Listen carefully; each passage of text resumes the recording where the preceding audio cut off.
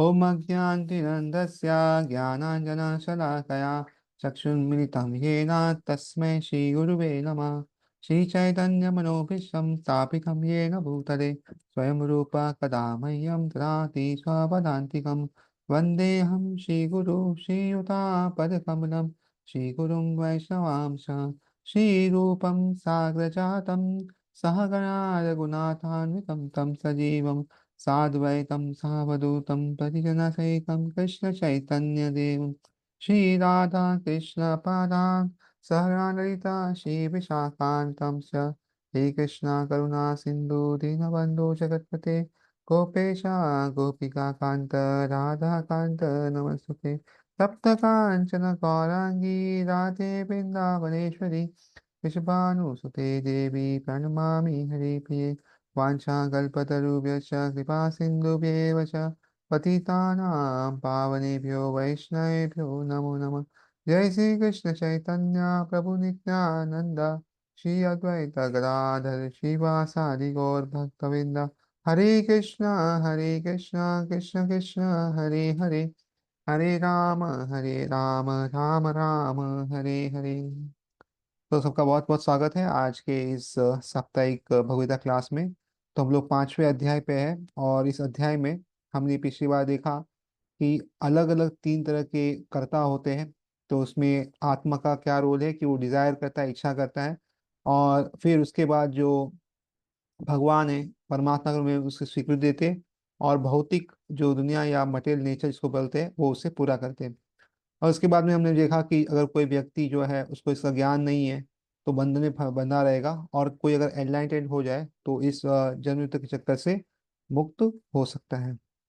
और इस तरह हमने पिछली बार देखा। तो अभी इस हफ्ते हम लोग जो अगला पूरा 1729, ये पूरा जो है ये क्या है कि how can one attain liberation, कैसे मुक्त हो सकते जन्म मृत्यु से अगर हम भगवान पे ध्यान दे, फोकस दे। तो ये हम देखेंगे। तो लेट्स सी वर्स नंबर 17, हम 17वां अध्याय 17वां जो वर्स है वो देखेंगे। तद्बुद्धय सत आत्माना तन्निष्ठा सत्परायणा गच्छन्ति पुनरावृत्तं ज्ञान निरुद्ध कल्मषा। Tadbuddhaya, those whose intelligence is always in the supreme. Tadatmana, those whose minds are always in supreme. Tadnishtha, those whose faith is always only meant for the supreme. Tatparayana, who have completely taken shelter of him. Gacchanti, go. Apuna avritam, to liberation. Jnana, by knowledge. Nirodha, cleans. Kalmasha, misgivings. When one's intelligence, mind, faith, and refuge also shelter है, are all fixed in the supreme, then one becomes fully cleansed of misgivings through complete knowledge and thus proceeds straight on the path of liberation. जब मन, बुद्धि, श्रद्धा तथा शरण सब कुछ भगवान में स्थिर हो जाते हैं, तभी वह पूर्ण ज्ञान द्वारा समस्त कल्मश से शुद्ध होता है और मुक्ति के पथ पर अग्रसर होता है। सो दिस वर्स स्पीक्स, ये जो वर्स है बताता है कैसे हम मुक्ति के आगे और बढ़ सकते हैं।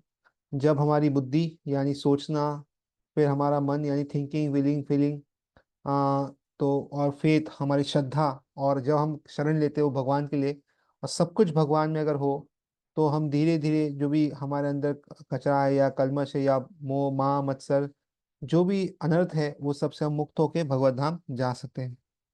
The supreme transcendent truth is Lord Krishna. तो हाँ, हम देखते हैं कि परम जो सत्य है वो भगवान कृष्ण ही है। और the whole Bhagavad Gita is centred around the declaration that Krishna is the supreme personality of God. तो हम पूर्ण भगवद गीता देखते हैं, हम देखें तो यही इसमें मेन जो केंद्र है कि सब कुछ कृष्ण भगवान के अगल बगल है, सब कुछ वहीं पे है। This is the version of all Vedic literature. तो जितने भी वेदों ग्रंथ है, उस सब का अगर तात्पर्य देखेंगे तो यही हमें मत मिलेगा। परतत्व means the supreme reality who is understood by the knowers of supreme as Brahman, Paramatma and भगवान। तो परतत्व का अर्थ है परम सत्य या सबसे बड़ा जो है, और उसमें तीन आते हैं, ब्रह्मन, परमात्मा और भगवान। सो एक ही भगवान है, इनके तीन अलग लेवल्स हैं। तो ये हम समझ सकते हैं। ब्रह्मांड मतलब इफल्जेंस, परमात्मा मतलब जो हमारे हृदय में रहते हैं, और भगवान मतलब सुप्रीम पर्सनैलिटी ऑफ गॉड या परम सत्य। भगवान और the supreme personality God is the last word in the absolute. तो भगवान जो है, आ, ये जो शब्द है ये सबसे अंत में आता है, या आ, ऐसा कहते हैं कि सबकी जो मेन पराकाष्ठा है वो भगवान है, वो सबसे ऊपर वही है, और उसके ऊपर कुछ नहीं है। There is nothing more than it. The lord says मत्त प्रतत नान्यत किंचित अस्ति धनंजय। तो भगवान भी यही कहते हैं कि मेरे से ऊपर कोई नहीं है। Impersonal Brahman is also support bye Krishna. तो जो ब्राह्मण है उसको भी अगर देखो तो कृष्ण ही उनको पूरा सपोर्ट करते हैं, और ब्रह्मणो ही प्रतिष्ठाम therefore in all ways Krishna is supreme reality. तो सब तरह से देखे तो भगवान कृष्ण ही जो है वही जो है मेन रियलिटी, या हम उसको बोलते हैं पूर्ण ज्ञान है, वस्तु है, वही है, उसके अलावा कुछ भी नहीं है। Therefore, in all ways, Krishna is supreme reality, one whose mind, intents, faith, and refuge are always in Krishna, or in other words, one who's always in Krishna consciousness, undoubtedly washed clean of all misgivings, and is a perfect knowledge in everything concerning transcendence. तो जब मन, बुद्धि, अ, श्रद्धा और शरण सब कृष्ण में जब हमें अर्पित हो जाती है ना, या कृष्ण भावित हो जाती है, समझना कि सारे कलमश जो धीरे धीरे धुल जाएंगे, और क्या होगा, हम जो है उनकी तरफ आगे बढ़ते रहेंगे, और भी पूर्ण ज्ञान के साथ। A Krishna conscious person can thoroughly understand that there is duality, simultaneous identity and individuality.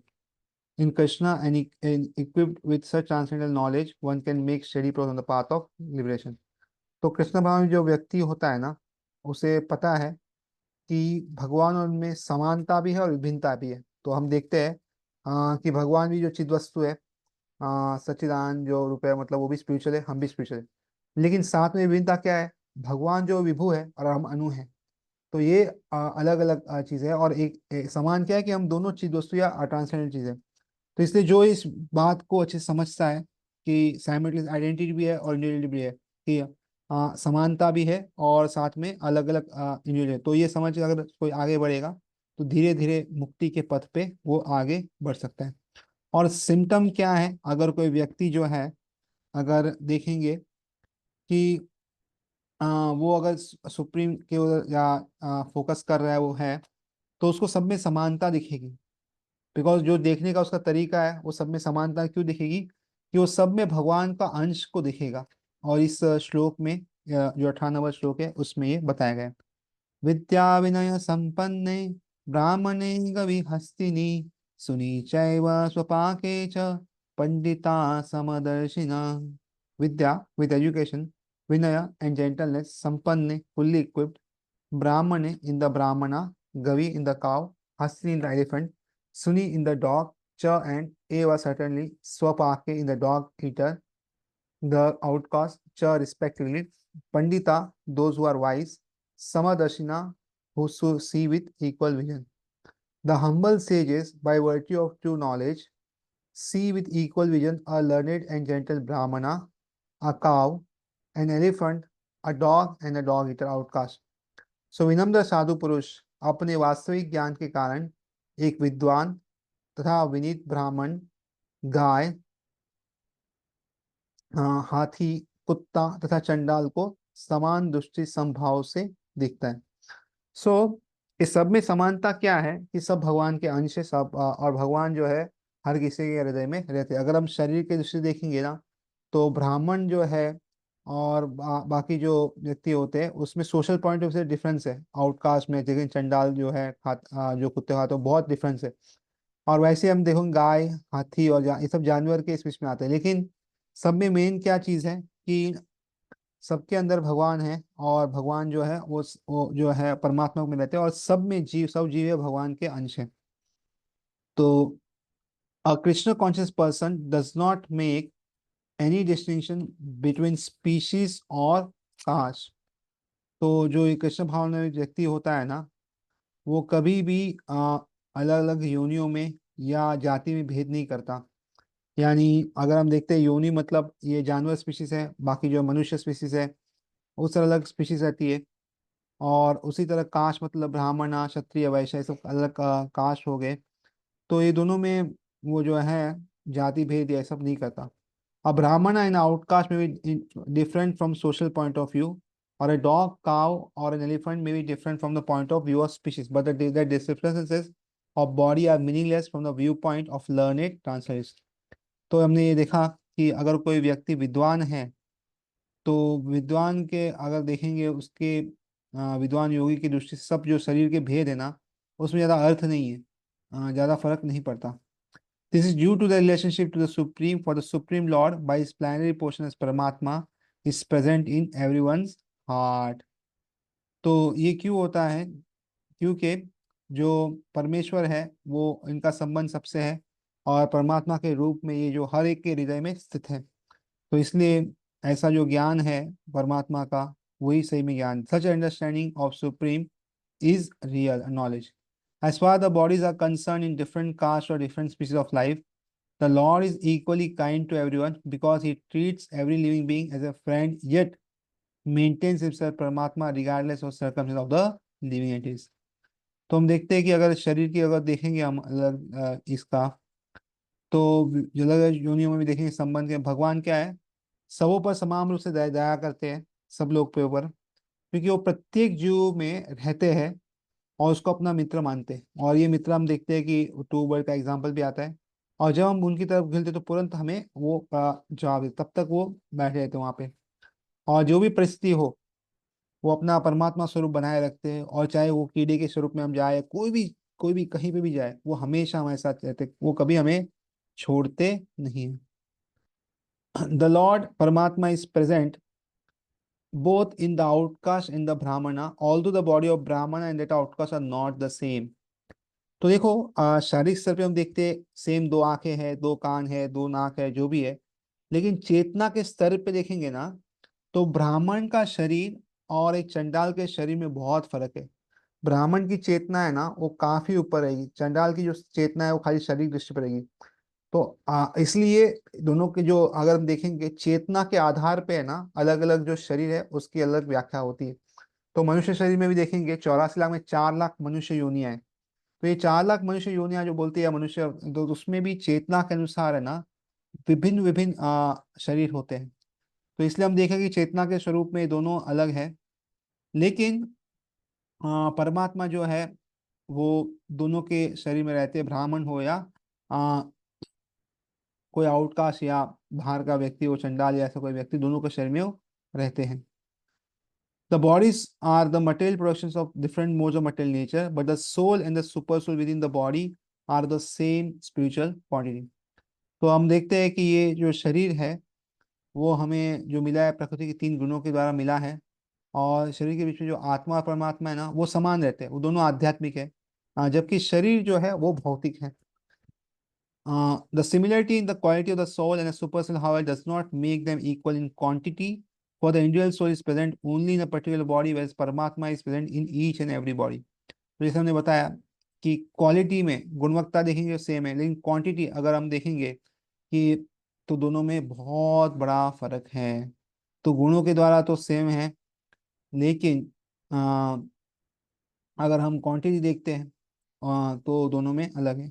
तो परमात्मा जो है हर एक के शरीर में रहता है, लेकिन आत्मा तो खाली वही शरीर में रहता है जिसमें वो रहता है। तो इसलिए दोनों में बहुत अंतर है। समानता क्या है कि दोनों आध्यात्मिक है, लेकिन क्वांटिटी देखेंगे तो समुद्र का उदाहरण भी आता है बहुत ज्यादा। समुद्र की बूंद, समुद्र का पानी जो होता है, समुद्र का पानी की बूंद और समुद्र का जो पानी है पूरा वो सेम है। अगर आप चेक करोगे ना तो उसमें सेम आपको दिखेंगे, जो भी अंदर सॉल्ट्स वगैरह रहेंगे जो भी आप देखोगे।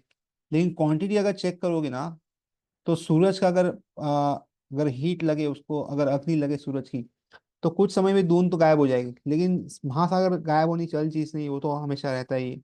तो इसलिए हम देखते हैं कि दोनों में काफी फर्क है।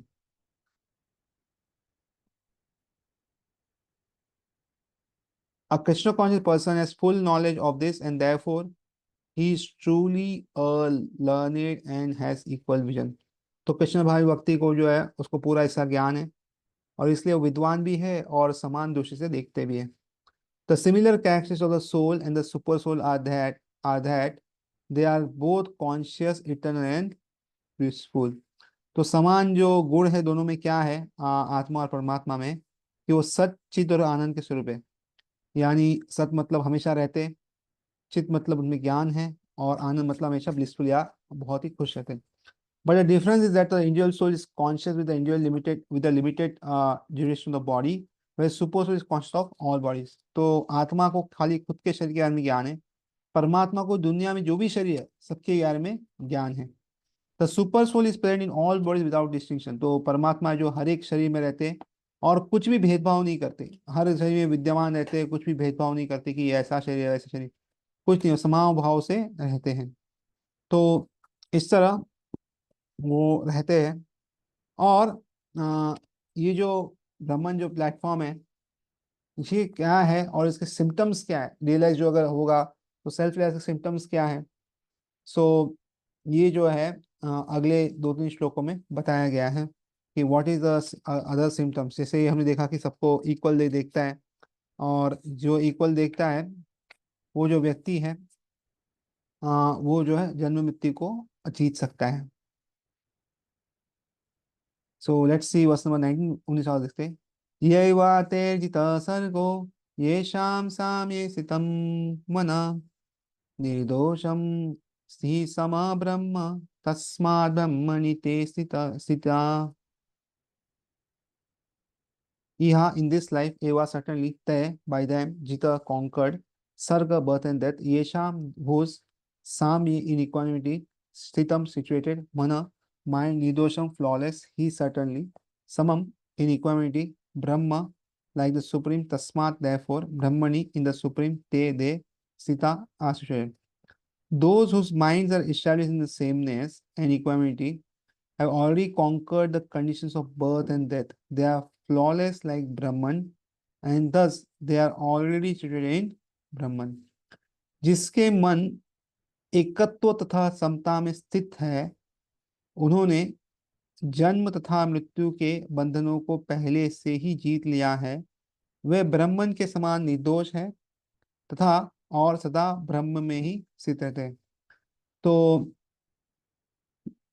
जिसके मन इस तरह हो, जिसने बराबर इसका विजन है, इसका दृष्टि बराबर है, और वो क्या आते हैं जन्म मृत्यु को ऐसे भी कॉन्कर कर लेते हैं। और ब्राह्मण के जैसे उनमें भी डुअलिटी नहीं है, देखने का भेदभाव नहीं कि ये शत्रु है ये मित्र है, ऐसा कुछ वो देखते नहीं, इसलिए वो भी ब्राह्मण या भगवान में स्थित हो जाते हैं। Equality of mind as mention about is a science of self realisation. तो जो अगर मानसिक क्षमता अगर हो किसके अंदर, मतलब मन से सब देखते हैं, तो ये आत्म साक्षात्कार का लक्षण है या सेल्फ रियलाइजेशन का लक्षण है। Those who actually attain to such a stage should not be considered to have conquered material conditions, specifically birth and death.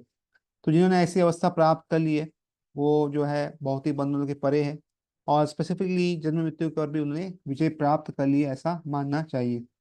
As long as one identifies with this body, he is considered a conditioned soul. But as soon as he is elevated to a stage of equanimity through relation of self, he is liberated from the conditioned life. तो जब तक हम इन शारीरिक स्तर पर रहते हैं और शरीर को अपना मानते हैं, तब तक हम बद्धजीव हैं। लेकिन जब ही हम आत्म साक्षात्कार में हो जाता है और हम समझ जाते हैं कि ये जो है समान आवश्यकता है, तो तुरंत ही हम जो है आध्यात्मिक स्तर पे पहुंच जाते हैं और ये बद्ध जीवन से मुक्त हो जाते हैं। तो ये सिर्फ समझना नहीं है, इसको रियलाइज भी करना है, या ज्ञान जो है विज्ञान में परिवर्तन होना चाहिए। जिस तरह हम बहुत बार सुनते हैं we are not his body but spirit, हम बहुत बार बोलते भी हैं, किंतु अगर बुखार आ जाए या कुछ हो जाए तो हम तुरंत पूरे शरीर के इस पे चले जाते हैं। तो इस तरह नहीं, हमें आत्मा के स्तर को समझना है, पहचानना है, और इस तरह हमें आगे बढ़ना है। In other words, he is no longer subject to take birth in the material world, but can enter into a spiritual sky after his death. तो दूसरे शब्द में कहा जाए तो वापस उसे जन्म लेने की जरूरत नहीं भौतिक दुनिया में, लेकिन क्या है, मृत्यु के बाद वो वापस आध्यात्मिक जगत में चला जाएगा। यानी मृत्यु मतलब है शरीर का मृत्यु और शरीर छोड़ने का। The Lord is flawless because he is without attraction और हेट्रेड। तो similarly, when a living entity is without attraction or hatred, he also becomes flawless and eligible to enter spiritual sky. Such persons are to be considered already liberated and their symptoms are described below. तो भगवान भी ये जो देखेंगे निर्दोष है, क्योंकि वो आसक्ति नहीं है या किसी से घृणा भी नहीं करते कि अच्छा है बुरा है। तो जब जीव भी किसी से भी आसक्त नहीं होता, घृणा भी नहीं करता, यानी not does it hate somebody और नॉट डज प्रेज समबडी, किसी से बहुत ज्यादा घृणा भी नहीं है और आसक्ति अटैचमेंट भी नहीं है, तो वो भी क्या निर्दोष बन जाता है और इसलिए वो वैकुंठ जाने का या भगवत धाम जाने का अधिकारी है। तो ऐसा व्यक्ति जो है उसको पहले मुक्त मानना चाहिए यहाँ पे। और इनके लक्षण क्या क्या है, मतलब कोई भी बोलेगा मैं मुक्त हूँ, तो मुक्त हो तो कुछ लक्षण, जैसे किसी को बुखार है, हम समझते हैं ना किसी को बुखार है, तो बुखार है तो कुछ लक्षण दिखते हैं ना, शरीर में तापमान रहेगा, ठंड लगेगी, और उसको थोड़ी सर्दी खांसी भी कभी हो सकती है, और शरीर में आसक्ति रहेगी, शक्ति नहीं रहेगी, तो बहुत सारे सिम्टम देखने को मिलता है किसी को अगर बुखार हो तो अंदर शरीर में। तो उसी तरह कोई व्यक्ति अगर हम देखेंगे कि अगर वो जन्म मृत्यु के चक्कर से मुक्त है और अगर वो सेल्फ रियलाइज है, आत्मज्ञान साचा है, तो उसके कुछ तो सिम्टम होंगे। और ये क्या सिम्टम है, ये जो है हमें अगले 20वें श्लोक में और 21वें श्लोक में दिखाई देंगे। तो लेट्स सी वर्स नंबर 20, 20वां श्लोक देखते हैं। ना प्रशयेत प्रियम प्राप्य, नो द्विचेत प्राप्य चा प्रियम, स्थिर बुद्धिरसम्मूढ़ो ब्रह्मविद् ब्रह्मणि स्थितः। Na, never. Prasayet rejoices. Priyam, the pleasant. Prapya, achieving. Na, does not. Udvijet, become agitated. Prapya, obtaining. Cha, also. Apriyam, the unpleasant.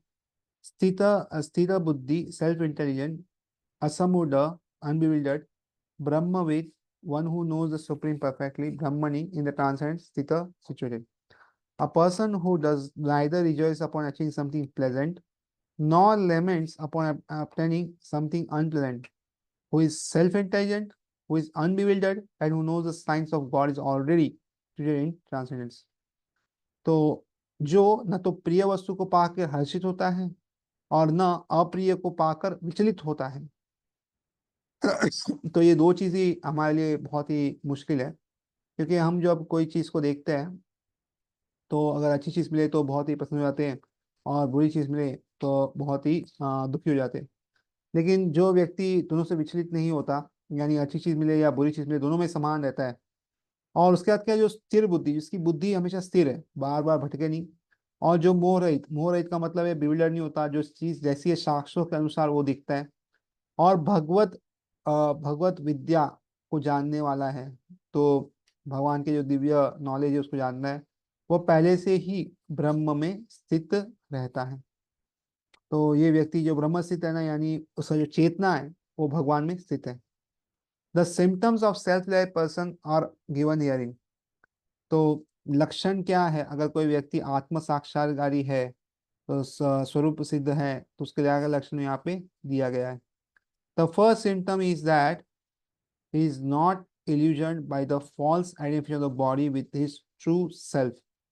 तो पहला लक्षण क्या है कि वो शरीर को आत्मा नहीं समझता, या इस ब्रह्म में रहता नहीं कि मैं शरीर हूँ, मैं ये भौतिक शरीर हूँ। वो पता चलता है कि मैं एक आत्मा हूँ, और इसलिए वो उसके साथ अपने आप को पहचान करता है। He knows perfectly well that he is not this body. तो उसे पता पक्का है कि ये शरीर नहीं है, but he is fragmental portion of the supreme personality of God, कि वो भगवान कृष्ण का ही अंश है। He is therefore not joyful in achieving something, nor does he lament in losing anything which is related to his body। तो इसलिए कभी कुछ मिलता है तो भी वो एकदम हर्षित नहीं होता, और कुछ हानि हो जाए तो शोक प्रकट नहीं करता, क्योंकि ये सब जो है ये भौतिक शरीर से संबंधित है, और इसलिए वो ज्यादा कुछ उसको फर्क नहीं पड़ता। This status of mind is also called स्थिर बुद्धि और सेल्फ इंटेलिजेंस। तो ये जो है स्थिरता है मन की, इसको स्थिर बुद्धि या आत्म बुद्धि भी कहलाते हैं। He is therefore never bewildered by mistaking the gross body for the soul, nor does he accept the body as permanent and disregard the existence of the soul। तो इसलिए वो कभी विचलित नहीं होता, और इस स्थूल स्वरूप को आत्मा नहीं मानता, और इस तरह मोहग्रस्त भी नहीं होता ये, और इस शरीर को स्थायी भी नहीं मानता, और जो आत्मा है उसके अस्तित्व को भी नहीं ठुकराता। तो it doesn't disregard existence of soul, यानी ऐसा नहीं बोलता कि शरीर सब कुछ है, आत्मा कुछ नहीं। This knowledge elevates him to the station of knowing the complete science of the absolute truth, namely Brahman, परमात्मा एंड भगवान। तो ये जो ज्ञान है उसे ऊपर लिखी जाता है, और उससे पूर्ण जो ज्ञान है परम सत्या का, यानी ब्रह्मन, परमात्मा और भगवान, इसको भली भांति जान लेता है, इसको हमेशा जान लेता है। He thus knows his conscious position perfectly well, without flawlessly trying to become one with the supreme in all respects. So ये जो व्यक्ति है उसको अपना जो स्वरूप है वो जानता है, और जो भगवान है, पर ब्रह्म या जो भी बोलते हैं, उससे एक होने की बात नहीं करता कभी भी। This is called Brahman realization और self realization, such study conscious called Krishna conscious. तो यही ब्रह्मन साक्षात या आत्म साक्षात कहलाता है, और ऐसे स्थिर बुद्धि जो व्यक्ति है वो कृष्ण भावनामित कहलाता है। सो बाकी के और भी उसमें क्या सिम्टम है ये 21वें श्लोक में आएंगे। बाह्य स्पर्शेषु असक्तात्मा विन्दति आत्मनि यत् सुखम स ब्रह्म योग युक्तात्मा सुखम अक्षरशम अश्नुते। बाह्य स्पर्शेषु इन एक्सटर्नल सेंस प्लेजर, असक्त आत्मा one who is not attached, विन्दति enjoys, आत्मनि द सेल्फ, यत that which, सुखम happiness, स ही, ब्रह्म योगा by constant brahman, युक्त आत्मा सेल्फ कनेक्टेड, सुखम हैप्पीनेस, अक्षयम अनलिमिटेड, अश्नुते enjoys. Such a liberated person is not attracted to material sense pleasure, but is always in trance, enjoying the pleasure within. तो अ, ये जो व्यक्ति है आंतरी आत्मा अपने आप में ही आनंद की अनुभूति करता है। In this way, the self-realized person enjoys unlimited happiness, for he concentrates on the supreme. तो ऐसा मुक्त पुरुष भौतिक इंद्रिय सुख की ओर आकृष्ट नहीं होता, अपितु सदैव समाधि में रहकर अपने अंतर के आनंद का अनुभव करता है। इस प्रकार स्वरूप सिद्धि व्यक्ति पर ब्रह्मा में एकाग्रचित होने के कारण असीम सुख भोगता है। तो सबसे पहले ये जो व्यक्ति है भौतिक आसक्ति से आकर्षित नहीं होता, और हमेशा जो है समाधि में रहता है, और अंदर के जो सुख है उसकी आनंद लेता है। तो इसलिए ये आत्मसाक्षी व्यक्ति है, असंख्य सुख में रहता है, और इसलिए ये भगवान के ऊपर हमेशा ध्यान केंद्रित करता है। Shri Yamunacharya, a great devotee in Krishna consciousness, said, यद अवधि मम चेत कृष्ण पदारविंदे नव नव रसधामनि उद्यतम रंतुमासीत् तदवधि बत नारी संगमे स्मर्यमाने भवति मुख विकार सुष्ठु निष्ठवाणम च। Since I have been engaged in the transcendent loving service of Krishna, realizing ever new pleasure in him, whenever I think of sex pleasure, I spit at the thought, and my lips curl with distaste. तो ये बहुत ही सुंदर श्लोक है, और इसका जो अर्थ है वो इस प्रकार है। वो कहते हैं कि जब से मैं कृष्ण की दिव्य प्रेम भक्ति में लगकर उनमें नित्य नवीन आनंद का अनुभव करने लगा हूँ, तब से जब भी मैं काम सुख के बारे में सोचता हूँ, तब तो इस विचार पर ही मैं थूकता हूँ, और मेरे होठ जो है उसमें अरुचि उत्पन्न होती है और वो सिमट जाते हैं। यानी हमें भी विचार आएंगे, लेकिन हमारे और उनमें क्या फर्क है कि उनको जैसे विचार आता है ना वो उस पर थूकते हैं। जैसे हमें विचार आता है तो हम लंबे समय तो सोचते, फिर लगता है अरे क्या सोच रहे हैं हम। तो इसलिए ये हम में और उनमें फर्क है कि कितने का लंबे समय तो विचार आता है। तो इसलिए धीरे धीरे हमें ये जो विचार है वो कम से कम अगर आए तो इसका मतलब समझना कि हम हमारी प्रगति हो रही है। तो चाहे व्यक्ति कहीं पे भी हो, कैसे भी हो, ये विचार आते रहेंगे। और ये जो है अगले एक आध दो श्लोक में ये बताएंगे भी कि ये जो है आ, विचार को हमें सहन करना है जीवन के अंत तक, तो ही हम यशस्वी हो सकते हैं। A person in Brahma Yoga or Krishna consciousness is so absorbed in the loving service of Lord that he loses his taste for material sense pleasure altogether. So ये जो व्यक्ति है, ये जो कृष्ण भक्ति या ब्रह्म योग में हो, ये भगवान के प्रेम भक्ति में इतना अधिक अंदर लीन रहता है कि इसको इंद्रिय सुख की जो भी है उसको तनिक भी रुचि रह नहीं जाती, तनिक भी उसको आसक्ति रहती नहीं कि उसको कुछ करना है।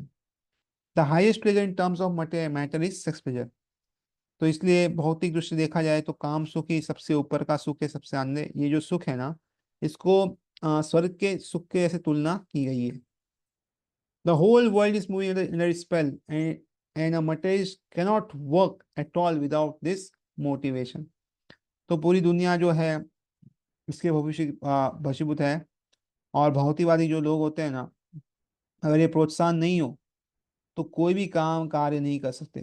मतलब जितना भी हार्डवर्क करते भौतिकवादी, वो इसलिए करते हैं कि अंत में इसको ये सुख मिले, इसलिए बड़ी बड़ी बिल्डिंग बनाते हैं, दिन रात काम करते हैं, अच्छी सैलरी सब करते हैं, ताकि कुछ इंद्रिय सुख वो प्राप्त कर सके। But a person engage in Krishna conscious can work with greater vigour without sex pleasure which he avoids. तो कृष्ण भावी व्यक्ति जो होता है वो काम सुख के बिना ही उत्साहपूर्वक अपना कार्य कर सकता है। This is a test in spiritualisation. Spiritualisation and sex pleasure go in together. तो ये जो है आत्म साक्षात्कार की कसौटी है। तो आत्म साक्षात्कार और काम सुख ये कभी भी साथ साथ नहीं चलते। अगर हम भौतिक में ज्यादा फंसे हैं और भौतिक चीज ज्यादा चाहिए और उसमें भी काम सुख की ज्यादा इच्छा है, और ये समझ पाना भी थोड़ा मुश्किल है। कभी कभी हम देखते हैं कि भक्तों के बीच में भी भक्ति करने के लिए आते हैं बट बहुत बार इसमें अटक जाते हैं। तो इसलिए ये एक टेस्ट है कि हमें किस प्रकार आसक्ति है या हम आप भक्ति की ओर आगे जाते हैं, क्योंकि दोनों साथ में नहीं चल सकता। A Krishna conscious person is not attracted to any kind of sense pleasure due to his being a liberated soul। तो कृष्ण भावी व्यक्ति जो होता है वो जीवन मुक्त होने के कारण किसी पर प्रकार के इंद्रिय सुख द्वारा आकर्षित नहीं होता। सो यहाँ पे एक जस्ट एक क्लैरिफिकेशन देता हूँ कि इसका मतलब ये नहीं कि हमें इससे दूर रहना चाहिए। तो अगर अगर किसी को इसकी इच्छा है तो विवाह कर लेना चाहिए, और विवाह करने के बाद जो है लिजिटेड में या बराबर जो शास्त्रों के अनुसार जो है कृष्ण भावनामृत जो है चिल्ड्रन या बच्चे उत्पन्न करने के लिए ही इसका इस्तेमाल करना चाहिए, अथवा इसे वर्जन करना चाहिए, ताकि क्या होगा कि जो है हम इससे बचे रहेंगे और भक्ति के मार्ग में जन युद्ध के चक्कर से मुक्त हो पाएंगे। नहीं तो क्या है, हम इसमें अटक जाएंगे। तो इसलिए ये जो है सुख जो है उसके साथ साथ हमें रिस्पॉन्सिबिलिटी दी गई है कि अगर कोई ये सुख भोगना चाहता है साथ में उसे रिस्पॉन्स देनी चाहिए और विवाह करके सही जीवन जीना चाहिए। आज के समय में जो हो रहा है वो थोड़ा सही नहीं है, जिसमें अलग रिलेशंस होते हैं शादी से पहले ही या विवाह के पहले, आउट ऑफ मैरिज रिलेशंस हो, तो इससे भगवद गीता जो है वो सही नहीं मानता।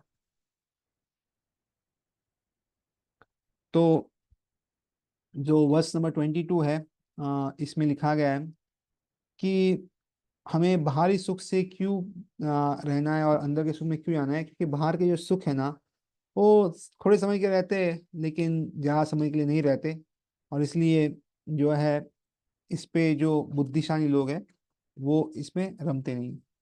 तो वर्स नंबर 22, यही समसजा यही संस पर जा यही संस पर सा जा भोगा दुख योने या एवते आर्यंतवंत कौन्तेय न तेषु रमते बुधा। तो ये ही ये those certainly संस्पर्शजा by contact with material senses, bhoga enjoyment, dukha distress, yonaya sources of, eva certainly, te they are, adi beginning, anta end, vanta subject to kaunteya or son of kunti, na never teshu in those, ramate takes delight, buddha the intelligent person. An intelligent person who does not take part in sources of misery which are due to contact with the material senses, O son of Kunti. Such pleasures have a beginning and end, so the wise man do not delight in them. बुद्धिमान मनुष्य दुख के कारणों में भाग नहीं लेता, जो कि भौतिक इंद्रियों के संसर्ग से उत्पन्न होते हैं। हे कुंती पुत्र, ऐसे भोगों का आदि का अंत होता है, अतः चतुर व्यक्ति उसमें आनंद नहीं लेते।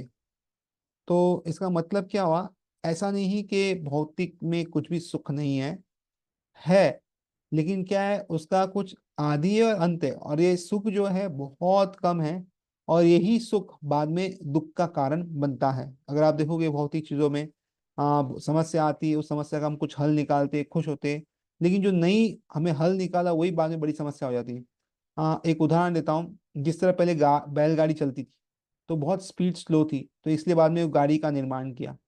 तो गाड़ी का निर्माण क्यों किया था? जल्दी से जल्दी हम दूसरी जगह पहुंच सके, अपना कार्य कर सके। लेकिन आज क्या हुआ उसकी वजह से? सब जगह ट्रैफिक जाम और बड़ी बड़ी ये करना पड़ा, बहुत सारी चीजें करनी पड़ी, और गाड़ी की कीमत बढ़ गई है, तो उसका ईएमआई पे करना पड़ता है, बहुत मेहनत करनी पड़ती। तो जो एक समय में हमें लगता था कि ये जो सॉल्यूशन है या हल है, वही आज बड़ी समस्या बन गई है। तो इसलिए हर चीज का जो देखेंगे आ, उसमें कुछ ना कुछ जो है दुख रहता है। तो इसलिए जो बुद्धिमान व्यक्ति है इसमें भाग नहीं लेता। Material sense pleasures are due to the contact of material senses, which are all temporary because the body itself is temporary. तो ये जो भौतिक सुख जो भी होते हैं, ये इंद्रिय सुख जो है वो इंद्र के स्पर्श से उत्पन्न होते हैं, और ये सब नाशवान है, क्योंकि शरीर जो है वही नाशवान है, शरीर भी खत्म हो जाएगा। A liberated soul is not interested in anything which is temporary. तो मुक्त आत्मा जो भी है, वो ये जो नाशवान वस्तु उसमें रुचि रखता नहीं, क्योंकि ये कुछ समय के लिए। Knowing well the joys of transient pleasures, how can a liberated soul agree to a false pleasure? तो उसको पूरी तरह पता है कि दिव्य आनंद क्या है, तो इसलिए वो भौतिक सुख जो है उसकी अवहेलना करता है। इन द पद्म सेठ, रमन्ते योगिनो अनंते सत्यानंद चिदात्मनि इति राम पादनाशो पादनाशो परम ब्रह्मा भी तायते भी धीयते। तो the mystics derive unlimited transcendent pleasures from the absolute truth, and therefore the supreme absolute truth, the personality of Godhead, is also known as Rama. तो योगीराज जन जो होते हैं परम सत्य में रमन करते हैं और अनंत दिव्य सुख को प्राप्त करते हैं, इसलिए परम सत्य को भी राम कहा जाता है। सो राम मतलब वन हु गिव्स प्लेजर, से राम नमस्ते थे। तो परम ब्रह्म भी धीयते, तो इस तरह वो कहते हैं कि परम सुख देते हैं। In the Srimad Bhagavatam also 5.5.1 is said, नायम देहो देह भाजम निर्लोके कष्टान कामनर्हते विद्भुजाम ये तपो दिव्यम पुत्र काये न सत्वम शुद्धये यस्मात् ब्रह्म सौख्यम त्वनंतम। My dear sons, there is no reason to labor very hard for sense pleasure while in this human form of life. Such pleasures are available to the stool eaters, hogs. Rather, you should undergo penances in this life by which your existence will be purified, and as a result, you'll be able to enjoy unlimited transcendental bliss.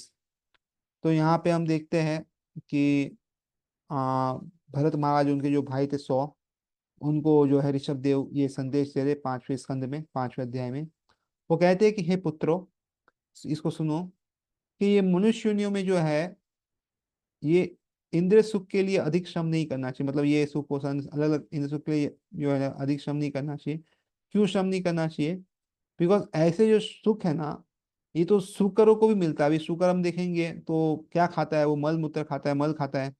तो ऐसा सुख उसको भी available है, तो उसके लिए नहीं जाना चाहिए। इसकी अपेक्षा हमें इस जीवन में तप करना चाहिए। तप क्यों करना चाहिए? ताकि क्या हो, जीवन पवित्र हो सके, और जो है हम जो है असीम जो है दिव्य सुख जो है उसको प्राप्त कर सके। क्योंकि दिव्य सुख जो है प्राप्त अगर करने के लिए जाएंगे ना, तो मुश्किल है। लेकिन इसमें जितनी भी हम ताकत लगाएंगे उतने हम आगे बढ़ेंगे। जबकि भौतिक सुख के लिए हम अगर समझो कितना भी प्रयत्न करें, तो हो सकता है वो सुख मिले ना मिले, कुछ सा भरोसा नहीं है।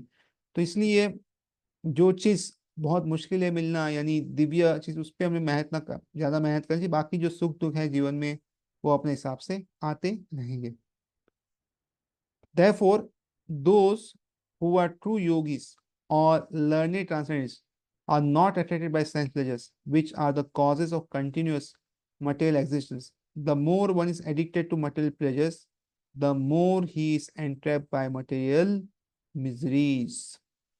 तो अर्थात इसका मतलब क्या हो गया, योगी जो रहते हैं वो दिव्य ज्ञानी है और इंद्रिय सुख की ओर ज्यादा आकर्षित नहीं होते, क्योंकि वो निरंतर जो है ये जो है भवरोग देता रहता है, और इसलिए वो भौतिक सुख के प्रति जितना भी आसक्त कोई रहता है, जितना भी अगर समझो किसी को भौतिक चीज ज्यादा चाहिए, तो उसके लिए अधिक भौतिक जो उसको मिलने वाला ही है। अगर जितना हमें भौतिक सुख ज्यादा कंफर्ट चाहिए, ये चाहिए वो चाहिए, उतना हम जो है ज्यादा दुखों में जाएंगे। इस तरह आज हम लोग जो है पूरा अगर देखेंगे तो हमारे घर में पूरा हम डिपेंडेंट है बिजली के ऊपर।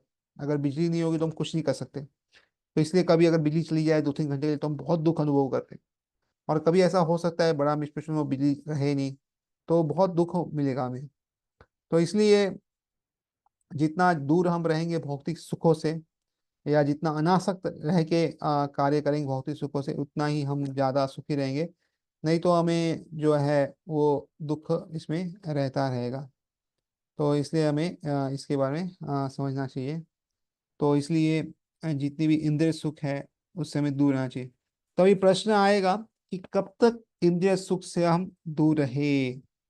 सो इसलिए अगर हमें पता भी है कि इंद्रिय सुख जो है दुखों का कारण है, इसका मतलब ये नहीं कि हम छोड़ सकते। क्योंकि हमारी जो इंद्रिय है ना, वो इतनी तक शक्तिशाली होती है ना, वो सुख मांगती रहती है, मांगती रहती है, मांगती रहती है। तो हम कब तक इस अर्ज को, या इस जो इंद्रिय सुख की जो हमें तल्प होती है, उसे अपने आप को रोक के रखे, बचाए रखे, कब तक ये करना होगा। तो इसका उत्तर भगवान जो 23 श्लोक में देते हैं। शक्नोति हैव यत् सोढुम् प्राक् शरीर विमोक्षणात् काम क्रोधो भवं वेगम स युक्त स सुखी नरा। शक्नोति is able, iha in the present body, ya one who, shodum tolerate, prak before, sharira the body, vimokshanat giving up, kama desire, krodha and anger, udbhavam generated from vegam the urges, uh, sa hi yukta in trance, sa hi sukhi happy nara human being. Before giving up this present body, if one is able to tolerate the urges of material senses and check the force of desire and anger, he is well situated and is happy in this world. तो यदि इस शरीर को त्यागने से पूर्व, मतलब ये शरीर जब भी हमारी मृत्यु होगी इसको छोड़ने से पहले, कोई मनुष्य इंद्रिय के वेग को सहन करने तथा इच्छा तथा क्रोध के वेग को रोकने में समर्थ है, तो इस संसार में सुखी रह सकता है। तो कब तक ये इच्छा होगी? जब तक शरीर त्याग देंगे तब तक इच्छा होगी। और इसलिए तब तक हमें इसको सहन करना है, जो भी भौतिक इच्छा है हमारी, गुस्सा है, इच्छा है, सबको हमें सहन करना पड़ेगा, तो ही हम इस जीवन में आगे खुश रहते हैं। जिस तरह हम देखते हैं एक बार अकबर और बीरबल का जी एपिसोड आता है, और अकबर सेम क्वेश्चन बीरबल को पूछता है कि हो सकता है कि बुढ़ापे में शायद इंद्रिय सुख या इंद्रिय तृप्ति की इच्छा खत्म हो जाए। तो बीरबल जी कहते हैं नहीं नहीं, ऐसा नहीं होता, बुढ़ापे में भी ये रहता है, इवन मृत्यु के शैया पे भी रहता है। तो अकबर बोले नहीं नहीं, ऐसा नहीं है। तो एक बार जो है बीरबल जी जो है अकबर जी को लेके जाते हैं एक जगह, जहाँ पे वो व्यक्ति मृत्यु के घाट पे रहता है, और वो कहता है कि मुझे कुछ नहीं चाहिए, कुछ नहीं चाहिए। लेकिन तभी बीरबल जी कहते हैं अकबर जी को अपनी बेटी को लेके आओ। तो जब वो अपनी बेटी को लेके आते हैं, तभी वो बूढ़े व्यक्ति जो है अचानक उनमें नहीं जान आती और बेटी को देखने, और तभी अकबर समझ जाते हैं कि ये जो अर्ज है या जो इच्छा है, ये मरने तक भी जाना बहुत मुश्किल है। इसलिए व्यक्ति को भक्ति करके इसके सहन करना होगा जीवन के अंत तक। If one wants to make steady progress on the path of self-realization, he must try to control the force of material senses. तो यदि हाँ हमें आगे बढ़ना है और आत्म साक्षात पे अग्रसर होना है, तो हमें क्या करना पड़ेगा? इस भौतिक इंद्रियों के जो वेग है उसको रोकने का प्रयत्न करते रहना पड़ेगा।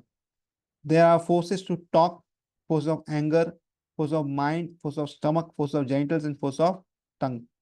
तो ये वेग क्या, कौन से एक वाणी की वेग है। हम देखते हैं कि जिसको भी वो सबको बोलने की इच्छा होती है, कोई बंद नहीं रखता मुंह। अगर मुंह बंद रखे तो व्हाट्सएप पे टॉक करेगा, कहीं तो बोलता रहेगा। एक बार एक मौनी बाबा थे, वो मुंह में ऐसा लेके रखा था कि नहीं बोलेंगे, लेकिन फिर बोर्ड पे लिखते जाते थे, बहुत कुछ लिखते थे, बहुत कुछ लिखते थे। तो ये वेग है बहुत जल्दी रुकता नहीं। फिर क्रोध वेग है, गुस्सा आजकल देखेंगे तो बहुत लोग आ जाता है आराम से। फिर मनोवेग है, मन के अलग वेग है। उदर वेग के भूत लगती है, उपस्थ वेग है, और जीवा के वेग है। तो ये सब वेग को देखा जाए तो अलग तरह के वेग है जो हमें परेशान करते रहते हैं। One who is able to control the force of all these different senses, the mind, and the mind is called Goswami और स्वामी। तो अगर ये वेगों को कोई रोक सकता है या इस वो कोई वश में करने का प्रयत्न करे तो उसको क्या कहते हैं? गोस्वामी कहते हैं। तो नेक्टर ऑफ इंस्ट्रक्शन या उपदेशामृत में पहला श्लोक जो रूप गोस्वामी लिखते हैं वो यही है कि एक व्यक्ति को अगर गोस्वामी बनना है तो क्या करना पड़ेगा उसको? वाचो वेगम, मन, क्रोध वेगम और उपस वेगम, ये सब जितने भी वेग है उसको काबू में करना है। तो इसलिए स्टार्ट होता है जीवा वेगम से। जीभ को कंट्रोल करना तो धीरे धीरे बाकी जो है उसको भी कंट्रोल कर सके। Such Goswamis live strictly control lives and forgo all together the force of senses.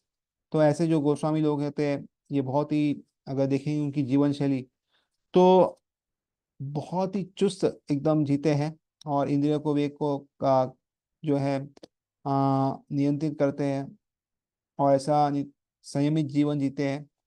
और तथा इंद्रिय जो इतने वेग है उसको तिरस्कार करते हैं। हम देखेंगे गोस्वामी जी जो है, रूप गोस्वामी सनातन गोस्वामी, तो रोज एक अलग पेड़ के नीचे सोते थे, और मधुकर में जो मिलता था वो खाते थे, और दिन रात कृष्ण भजन में अंदर ही डूबे रहते थे। तो इसलिए बहुत ही मुश्किल जीवन जीते थे, और करीब 1 1.5 घंटा 2 घंटा ही सोते थे, उससे ज़्यादा सोते नहीं थे। तो बहुत ही आ, व्यस्त जीवन जीते थे।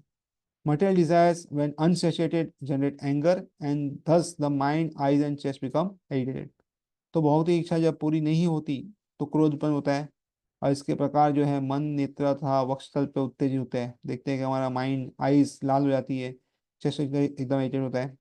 तो ये हम देखते हैं दूसरे अध्याय में भी 62 63 वर्ष जो आता है उसमें पूरा एक सीक्वेंस दिया गया है कि कैसे जो इच्छा से काम उत्पन्न होता है कॉन्टेम्पलेट करने के बाद, और अगर पुराना हो तो क्रोध उत्पन्न होता है, फिर बिल्डिंग ऑफ मेमोरी, और फिर फॉल डाउन, सब पूरा दिया है उसमें।